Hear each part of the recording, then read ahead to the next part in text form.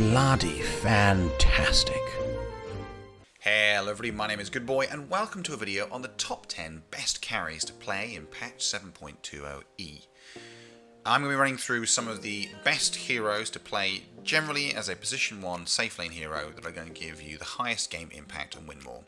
Please note though that this is generally averaged across the meta, it is slightly more skewed towards the lower skill brackets. There may be some exceptions at higher skill levels.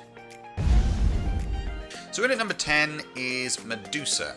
Medusa stands out as a hero that actually semi-regularly is played mid as opposed to safe lane, but dominantly is played in the safe lane. Offers tremendous teamfight potential and of course boasts the second highest last hits in the game, 7.7 per minute. Only Anti-Mage actually last hits better than her. Medusa is an excellent hero, but really should be last picked given her high vulnerability to a lot of very good counters. But when played right and as a hard carry, she can do tremendous levels of damage. Anti-Mage is in at number 9. Anti-Mage enjoys having not only the highest XPM per minute, as mentioned previously, but also the second highest levels of GPM. Only Alchemist, who pretty much always has the highest levels of GPM, does better. This hero played with some very heavy farming, providing it's allowed to do heavy farming, boasts tremendous game impact and is pretty much a secured win, providing the game is allowed to progress long enough and the Anti-Mage is allowed to farm aggressively enough. Generally though, Anti-Mage in the meta right now, while it is one of the best safe lane carries to play, averaged across the meta, is quite slow and must be drafted appropriately and cannot be drafted into an aggressive pushing lineup. In at number 8 is Terrorblade. Terrorblade actually has the highest tower damage per minute in the game than any other hero. This is at just under 200 damage per minute. Deals insane levels, obviously in his ranged form and with all his illusions. The guy is well known for securing lots and lots of damage and taking objectives very quickly and easily. Hence the reason why the guy is so effective right now in the current meta. Remember, of course, the meta bias is towards the early to mid game. Late game carries not faring as well, and any hero with significant levels of push, like Terrorblade, are going to fare very well. In at number 7 is Wraith King. Wraith King has the 8th best KDA ratio in the game at 3.16. One of his biggest strengths, of course, being that it's quite hard to kill him.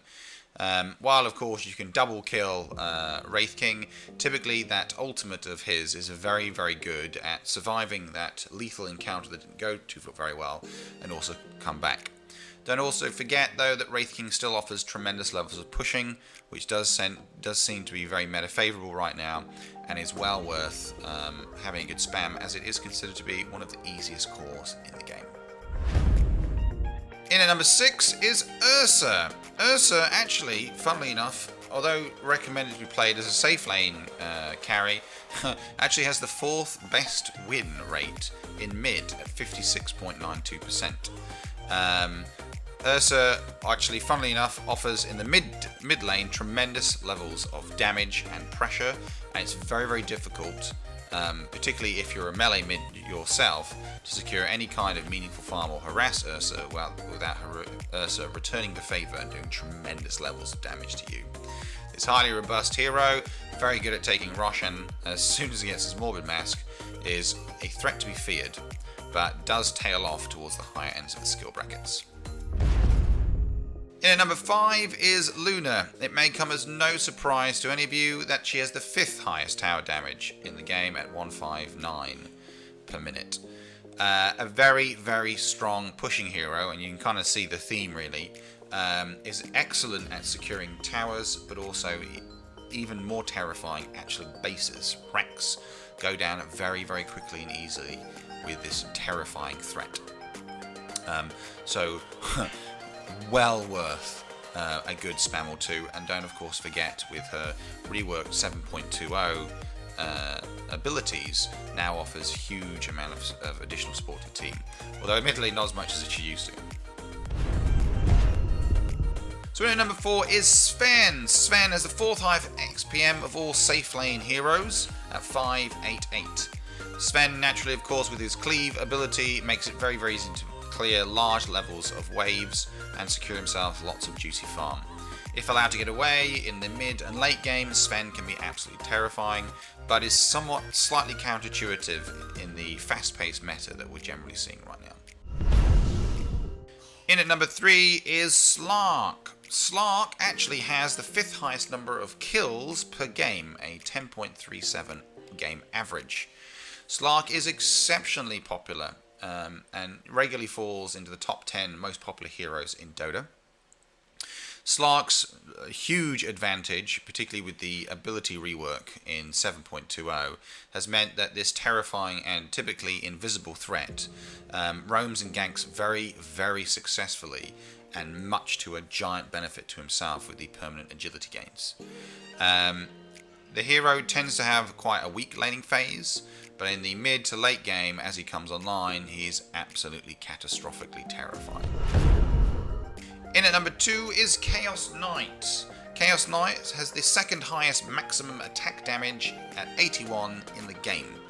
This terrifying horse, warrior, knight monster with successive farm proves to be almost impossible to deal with one-on-one, and with similar levels of farm and experience, there are very few heroes that can stand up meaningfully against Chaos Knight, who's got his maximum level of illusions going.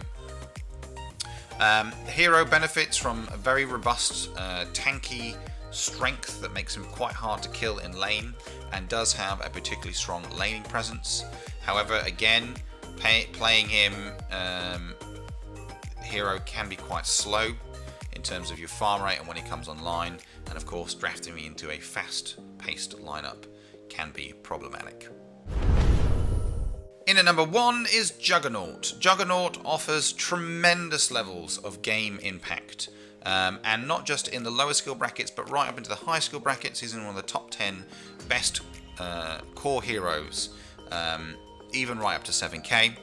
Just to put this in context, he has the 5th highest KDA ratio in the game, the 5th lowest number of deaths, the 7th best GPM at 558, the 3rd highest XPM at 635, and the 11th highest tower damage, and the 6th highest hero healing in the game.